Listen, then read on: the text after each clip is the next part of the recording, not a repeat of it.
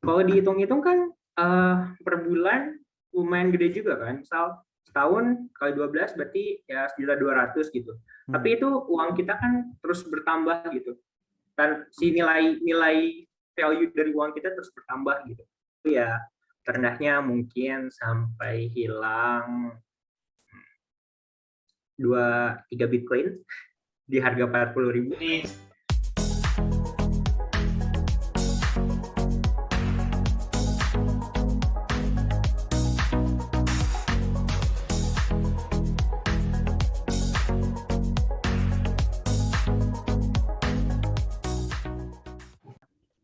Assalamualaikum warahmatullahi wabarakatuh. Selamat sore teman-teman. Ketemu lagi sama gua Fadil Muhammad Irsyad di podcast BUMK, yaitu di program Mitra BUMK bersama BEM FKB. Kita masuk ke podcast Mitra BUMK internal, di mana biasanya kita ini podcast BUMK internal itu diadain di studio, yaitu di tengah kota Bandung. Cuman karena ada kendala dan lain hal, Mitra BUMK internal ini pertama kali mungkin ya bisa dibilang kita podcast online sama Mitra BUMK internal. Karena biasanya kalau yang online gini sama sama Mitra BUMK yang eksternal kayak BEM ITS, BEM lain-lain gitu. Ini di depan gua bisa kita lihat ada teman gua yaitu sebagai pembicara dari BEM FKB. Boleh kenalin diri dulu?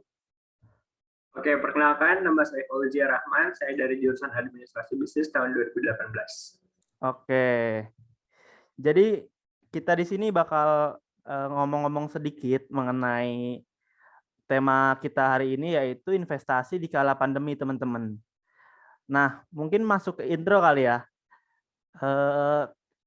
Fauzi sendiri mulai investasi itu sebelum pandemi apa pas pandemi nih, Fauzi nih? Kalau mulai investasi sebelum pandemi ya, waktu SMA tepatnya tuh. Jadi waktu itu mulai investasi kecil-kecilan gitu, kayak beli emas gitu atau beli saham-saham yang emang ya let's say blue chip gitu kan. Nah, dari situ mulainya. Oh, saham emas, investasi emas sama saham-saham blue chip. Ya. Tapi pas pandemi lanjut nih investasinya. Oh ya, lanjut makin gede malah. Oh, Makin makin macam-macam gede. investasinya. Oh ya. Mungkin kalau Ya. boleh dibilang investasi itu ada berapa jenis sih, Bang? Dari yang Fauzi tahu nih, investasi itu ada berapa jenis tuh? Uh, yang biasa udah gue biasa pakai aja ya. Yang pertama ada emas kan. Itu emang buat yang benar-benar jangka panjang banget. Yang kedua ada saham, reksadana, sama obligasi. Itu biasa gue belinya sekaligus gitu di sebuah aplikasi gitu. Boleh sebut merek nggak sih? Kayaknya jangan deh. Oke, di sebuah aplikasi gitu ya. Sebuah aplikasi. Jadi itu diskaliguskan gitu. Dan yang terakhir yang emang sekarang lagi hype itu yang kripto itu. Nah, paling itu aja. Cryptocurrency.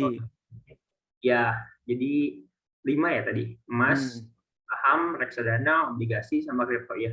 5 berarti. 5 jenis. Nah, buat... Oh iya, sama properti kayak gitu juga masuk investasi. Oh ya. 6 berarti 6. Ada Fauzi sendiri masuk ke 6-6-nya apa enggak? Apanya? Masuk ke 6-6-nya alhamdulillah ada rezekinya jadi masuk ke 6-6-nya. Oh iya, keren banget sih. Kalau tadi Fauzi sendiri kira-kira buat mahasiswa gini apakah udah layak buat berinvestasi apa gimana? Karena kan kalau boleh dibilang gue bisa pernah denger quotes-nya tuh kayak kalau misalkan mau investasi tuh pakai duit dingin atau cari penghasilan dulu gitu. Gimana tuh tentang quotes itu tuh? Sebenarnya gini, kalau yang uang dingin benar, kita Yeah. emang harus pakai uang dingin gitu yang emang istilahnya bukan uang dapur gitu, bukan uang buat hari-hari gitu. Tapi kalau misalkannya orang bilang kita harus kerja dulu buat investasi, ya menurut gua sendiri itu salah besar gitu. Karena tujuan investasi itu adalah untuk kita biar bisa menikmati masa tua dengan tenang gitu, dengan damai gitu, tanpa mikirin harus duit ini dari mana, duit itu dari mana. Nah, dari situ. Jadi Hmm. ya salah besar sih kalau misalkannya investasi nunggu harus kerja dulu gitu. Tapi kan buat ibarat buat modalnya nih Ji, kan Hmm, ada quotes juga di dunia investasi itu high risk high return. Kalau lu ya, modalnya kecil berarti ibaratnya kalau misalkan belum berpenghasilan, return lu juga kecil dong, apa enggak? ya itu ya jelas kecil ya. Iya. Tapi kan kita kembali lagi ke tujuan awal kita investasi ya Mm-mm. buat jangka panjang gitu. Let's say jangka panjang kita sebut aja minimal 5 tahun lah ya, lima Iya. tahun sampai 1 tahun. Hmm. Nah, kalau misalkannya kita tiap bulan 150.000 nih, kita langsung ngomong angka aja ya. Iya. Bisa 150.000 tiap bulan. Ya mahasiswa ya cukup kali lah ya buat sekali main juga lebih dari 150.000 gitu. Kenapa Hmm. enggak sih cuman 150.000 doang gitu kan buat ya jangka panjang kita buat masa tua kita gitu. Kalau dihitung-hitung kan per bulan lumayan gede juga kan. Misal setahun kali 12 berarti ya sejuta 200 gitu. Hmm. Tapi itu uang kita kan terus bertambah gitu. Dan si nilai value dari uang kita terus bertambah gitu. Kayak gitu. Oh Jadi gitu. ya kayak gitu. Nggak harus modal-modal gede banget sih asal kita mau gitu. Oh iya nih, di dunia investasi juga aku pernah dengar nih istilah ini investor long term atau short term gitu. Nah, Bang Fauzi sendiri masuk kemana nih? Uh, Kalau buat long term, yang buat Heeh. jangka panjang Iya. ya jelas di emas, di properti gitu kan. Kalau yang pendek-pendeknya ya, let's say kita main cryptocurrency gitu kan. Kalau ya aku bilangnya, gue bilangnya bukan short ke uh, swing trade gitu. Kalau kayak gitu. Hmm, swing trade. Beda berarti ya sama short term itu ya. Ya kalau menurut menurut pribadi itu beda ya. Jadi kalau Oh ya. misalkannya kita long term itu lebih ke bertahun-tahun yang tadi yang di Hmm. awal kan sampai 5 tahun ke depan, 10 tahun ke depan. Tapi short term ya paling sebulan, 2 bulan, 3 bulan. Menurut gua pribadi itu jatuhnya lebih ke trading sih kalau itu lebih ke Oh ya. trading. Berarti Fauzi sendiri main kedua-duanya gitu ya. Long term iya, short term iya gitu ya. Iya, Switch trade tadi ya, swing dengan trade ya. ya Oh ya, jadi kenal istilah baru nih. swing trade. Tapi kira-kira nih buat mahasiswa-mahasiswa milenial sekarang ini dari 6 jenis investasi yang Fauzi masuk, kira-kira yang lebih profitable tuh yang mana tuh? Yang menurut Fauzi saranin lah rekomendasi gitu. Oke, mungkin kalau buat rekomendasi disclaimer anjuran membeli ataupun untuk mengikuti gitu. Mm-mm. Kalau untuk saat ini kita harus kayak ngitung seberapa siap kita menerima resiko untuk berinvestasi gitu. Hmm. Kalau misalkannya kita siap kayak kita rendah gitu untuk menerima resikonya, ya kita bisa aja kayak cuma nabung atau main emas gitu. Itu karena tingkat volatilitasnya nggak terlalu gila-gilaan gitu, paling cuma 0, berapa gitu kan naik Hmm. turunnya gitu. Tapi kalau misalkannya kita kayak siap menerima resikonya, kita suka adrenalin gitu, ya oke, kita bisa main di kripto, bisa main di saham gitu. Terus kalau misal yang menengah gitu ya di reksadana juga kayak gitu. Hmm. Jadi Kal- itu ber- kayak kembali ke diri kita masing-masing sih kalau misalkannya merekomendasikan gitu kan ya, karena tiap orang itu kan beda-beda gitu kesiapannya dalam berinvestasi gitu ya. Selain dari sisi uang juga ya, apa ya, emosional gitu, menguras emosi juga gitu kayak oh ya, atau apa kayak gitu kan, itu kan cukup kayak gitu. kita lanjut aja kali ya. Tadi dari Jadi lanjut aja ya tadi ya, sampai tadi resiko resiko. masing-masing ini kan beda-beda. Berarti saran sama rekomendasi buat orang juga beda-beda gitu ya. tergantung resiko yang dia suka gitu. Ya, menurut gue itu emang beda-beda sih. Tapi dari Fauzi sendiri selama berinvestasi dari sebelum pandemi sampai sekarang, ada nggak sih yang titik terendah rugi itu di jenis apa, sama kalau boleh dibilang sebesar apa gitu? Waduh, ah, gimana ya? Kalau sebisa kan ya Iya. kita yang rendah-rendahnya dulu ya, kita Hmm. ngomongin yang terendahnya dulu ya. Terendahnya mungkin sampai hilang 2-3 Bitcoin di harga 40.000. Waduh, lumayan juga sih itu. Ya Gede di banget. Bitcoin di harga 40.000 uh, berarti 1.200 gitu. Ya segitu. Nah, tapi kan banyak nih orang-orang yang investasi di bidang, oh berarti tadi yang lumayan risknya itu yang di Ya, kripto ya? yang kripto, ya Oh, kripto. kripto. Iya sih, banyak Uh, orang-orang bilang kripto emang apa ya, random gitu buat ya polanya sebenarnya ya. kripto tuh enak gitu kan, tapi ya Hmm. ada sisi tingginya return, ada risknya juga gitu kan yang emang benar-benar Bener-bener gede. mewakili high risk high return ya.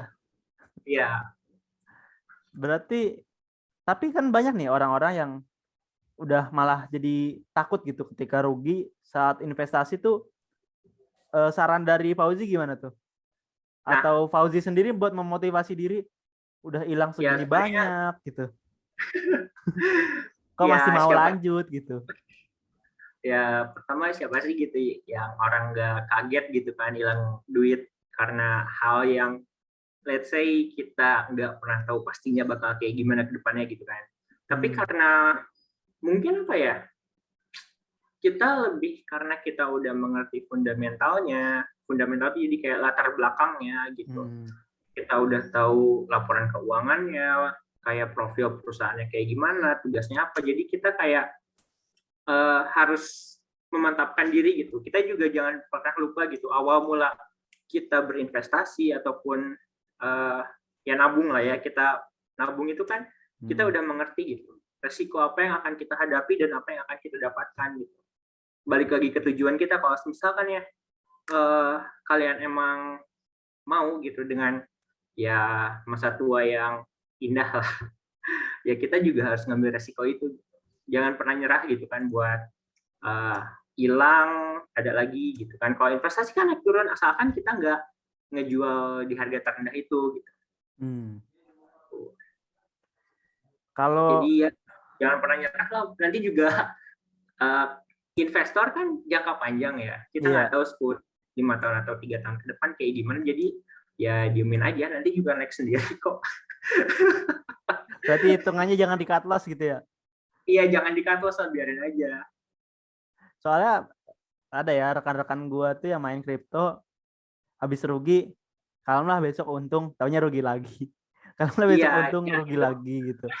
itu makanya ya semua investasi lah ya. Iya. Semua investasi ya, intinya kita harus kuat, itu tadi mental kita harus kuat gitu, mental emosi gitu kan. Wow, merah terus kayak kena saham misal auto reject bawah gitu kan, HRB sampai -7% gitu kan, udah deg-degan gitu kan ya. Nah Mm-mm. itunya yang harus kita siapin gitu sebelum mulai juga, selain dana yang tadi kita omongin itu. Tapi buat Fauzi sendiri kencang juga nggak main di saham selain di kripto? uh, Kalau di saham main santai sih, jadi kayak Temen apa ya, ya taruh mungkin aja gitu ya, karena nabung gitu.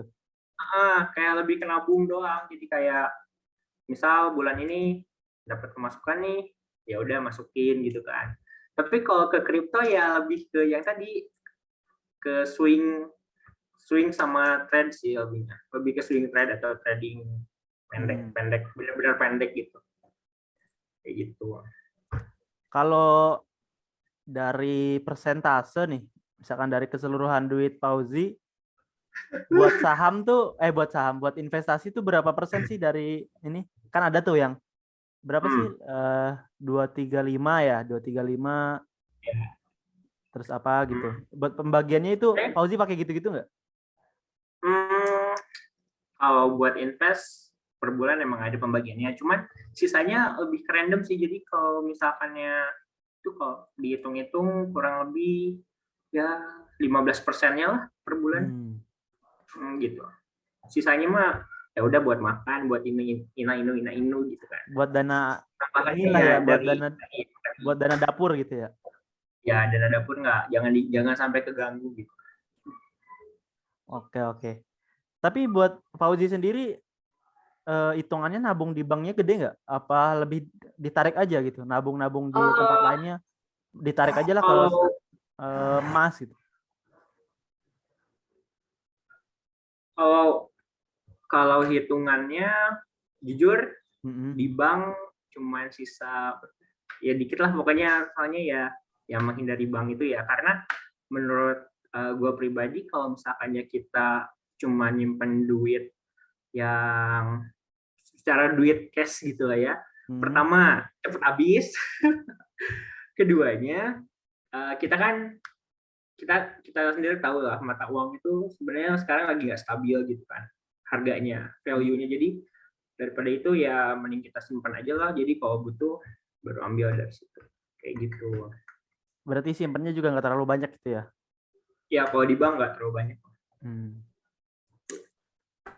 Oke, paling pertanyaan terakhir nih, karena udah nggak kerasa udah lumayan juga kita ngobrol-ngobrol. Ya, Kenapa? Ya setelah ya. Iya, Gimana? kenapa Fauzi, maksudnya kenapa penting banget nih buat mahasiswa-mahasiswa milenial buat mulai investasi sekarang gitu? Sekarang tuh berarti masa pandemi ya? Apa masa muda nih? Ya masa muda di kala Masa muda pandemi. ya. Oke. Pertama kalau untuk masa muda ya tujuan utama aku pribadi adalah financial freedom ya. Dimana ya yang tadi di hari tua tuh nggak terlalu banyak mikirin ina inu ya, kita bisa lah gitu dapat penghasilan dari hasil investasi kita, dari dividen, dari staking kripto ataupun apapun itu lah, dari emas, dari properti kayak gitu. Jadi ya nggak, biar intinya biar di masa tua nanti nggak usah terlalu banyak mikirin duit, soalnya nanti duit yang bakal nyamperin ke kita gitu. Oh ya. Gitu. Terakhir ada ini enggak kalimat penutup lah, kalimat akhir buat teman-teman pendengar nih? Nih kalimat yang benar-benar sering banget dijadiin motivasi aku buat berinvestasi ya. Iya. Kayak dari Warren Buffett nih. Kayak investasi yang paling murah itu, yang paling gampang itu adalah investasi di diri kita sendiri. Gitu banget. Jadi ya selain dari kita ngomongin duit tadi kan, sebenarnya bisa investasi yang paling murah tuh ya nonton YouTube kayak YouTube ini gitu kan, Oh atau ya, baca cari apa ilmu gitu. gitu ya. Cari ilmu itu juga masuk investasi buat gue. Oh ya. Gitu. Oke, thank you banget nih buat Fauzi atas ilmunya, atas ceritanya, atas pengalamannya. Ada insight-insight baru yang mungkin baru gue denger, yang istilah tadi swing trade gitu kan. Oke, kita sapa dulu nih teman-teman di belakang layar podcast kita kali ini. Ada Alia Afra, ada Nadira Alia, dan Tasya Yuni Azahra. Boleh say hi atau on cam? Kita bakal foto-foto nih. Halo. Kenalin dari mana dan sebagai apa gitu. Dari Siapa Alia dulu mungkin. nih? Ya boleh dari Tasya juga. Oke, kenalin nama aku Tasya dari IKOM 19. Di sini aku di BMKB. Alhamdulillah dipercaya sebagai kadep SDM. Seperti itu, Bang. Oh ya. Alia nih, dari mana nih? Oke, halo teman-teman, kenalin aku Alia dari jurusan Digital PR Angkatan 2019 dan aku dipercaya sebagai staf PSDM dan juga dipercaya oleh Tasya untuk memegang tanggung jawab sebagai memegang mitra BUMK gitu. Oke. Terakhir nih Nadira. Boleh on cam sama kenalan nih.